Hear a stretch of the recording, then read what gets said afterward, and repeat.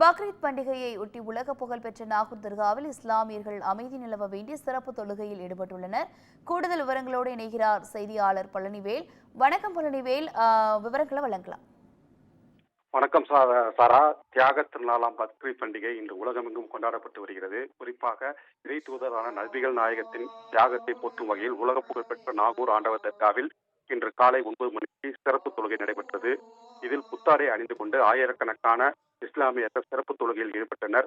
இந்த தொழுகையின் பிரதான நோக்கமானது காசாவில் அமைதி நிலவ வேண்டும் என்பதை வலியுறுத்தி இந்த தொழுகை நடைபெற்றது. தொழுகை முடிந்து அனைவரும் ஒருவருக்கொருவர் ஆழத் தழுவி பக்ரீத் வாழ்த்துக்களை பரிமாறிக்கொண்டனர்.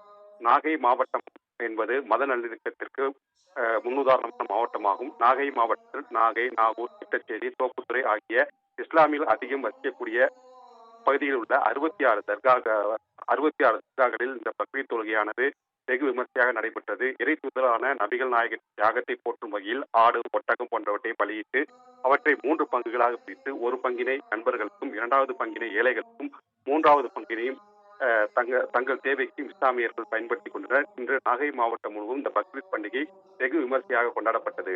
சாரா, விவரங்களுக்கு நன்றி கந்த பழனிவேல்.